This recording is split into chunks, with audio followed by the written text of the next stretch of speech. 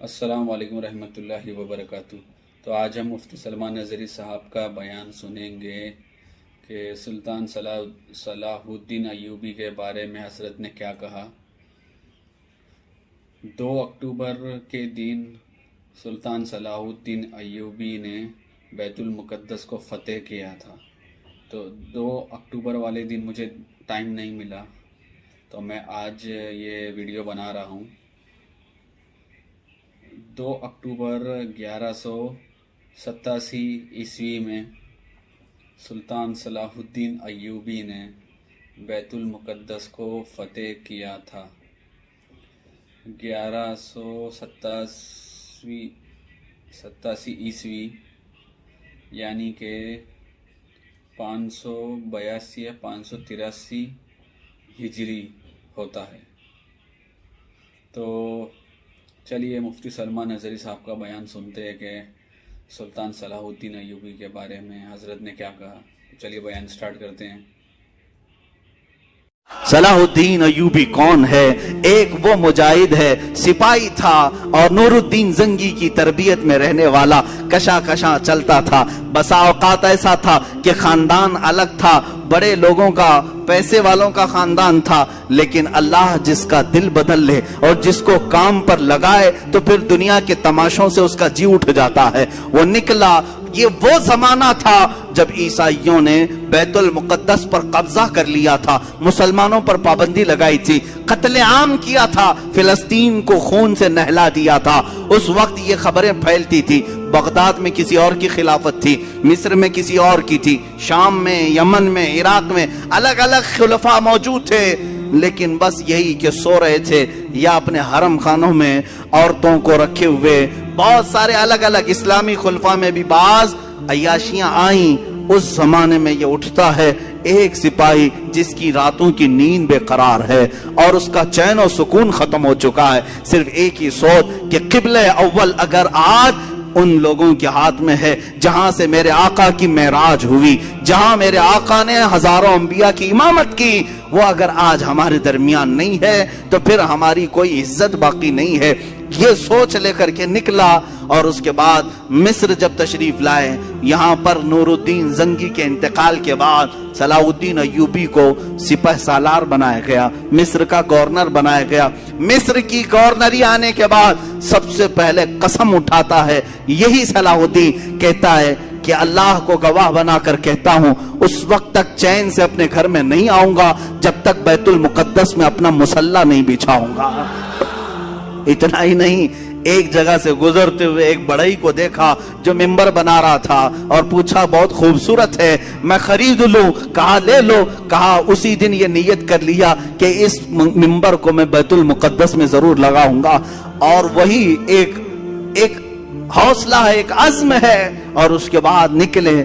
کتنی جنگیں ہوئی، کتنے مقابلے ہوئے، اللہ اکبر، کتنی راتیں یہ جنگلوں میں کاٹتے رہے، کتنے ان کے ساتھ ہیلے بہانے کیے گئے، اپنوں نے غداریاں کی، منافقین نے دھوکہ دیا، تقریباً زندگی پر 12 مرتبہ خونی حملے کیے گئے، سر پر وار کیے گئے، کندھے پر وار کیا گیا، لیکن جسے اللہ رکھے اسے کون چکھے؟ اللہ جس کی حفاظت فرمائے۔ صلاح الدین ایوبی سے جو کام لینا تھا وہ کام لے کر رہا، رب تعالیٰ کی یہ منشا ہے۔ اس کے بعد ایک وقت وہ بھی آیا کہ صلاح الدین ایوبی کی تاریخ میں حیرت کی بات میں اگر آپ کو بتا دوں، ایک وقت ایسا بھی آیا کہ صلاح الدین کے پاس 12,000 کا لشکر تھا، سب سے بڑا لشکر ہے، 12,000 کا لشکر تھا۔ عیسائی کھار کھائے ہوئے تھے، ہر جنگ میں ہارتے تھے، شکست کھاتے تھے۔ تو کیا کیا؟ صلیبیوں کے بڑے بڑے بادشاہوں نے اپنی فوجیں جمع کرنا شروع کی، اتنی فوجیں جمع کی کہ 4 لاکھ کو پہنچ گئی، اور وہ 4 لاکھ کی فوج جب مقابلے کے لیے نکل کر کے آئی، ملک شام کا علاقہ تھا، صلاح الدین سے کہا گیا اب یہ معرکہ خون ریز ہے، کیسے 4 لاکھ آ رہے ہیں، تمہارے پاس کیا ہے؟ 12,000۔ سب کو جمع کیا میدان میں، پوچھا صلاح الدین ایوبی نے کہ سنا ہے صلیبیوں نے، عیسائیوں نے 4 لاکھ کا مجمع جمع کر لیا ہے، یہ خونی جنگ ہو سکتی ہے، ہم 12,000 کی تعداد میں ہیں، چاروں جگہ سے اگر وہ حملہ آور ہو جائیں تو پھر ہم مٹھی بھر ہوتے ہیں، تمہارا کیا خیال ہے، ہم یہ چھوڑ کر چلے جائیں یا پھر میدان میں رہیں؟ فوجیوں نے جواب کیا دیا؟ وہ کہتے ہیں کہ ہم کسی ایرے غیرے کے سپاہی نہیں، ہم صلاح الدین کے سپاہی ہیں، اللہ کے شیروں کو آتی نہیں روباہی، آئینے جواں مردہ حق کوئی وہ بے باکی۔ اقبال نے سچ کہا تھا، اللہ کے شیر کبھی لومڑی بننا پسند نہیں کرتے، میدان جنگ میں اڑ جاتے ہیں۔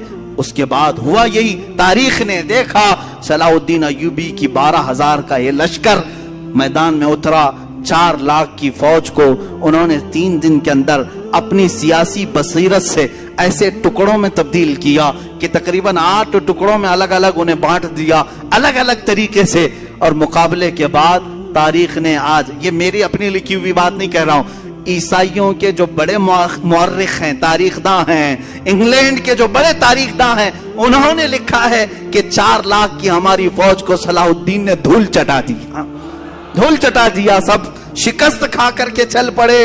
عزیزان گرامی، اسی صلاح الدین نے پھر بڑھتے بڑھتے بیت المقدس کا دروازہ بھی کھٹکھٹایا اور اللہ تعالیٰ نے فتح یابی عطا فرمائی۔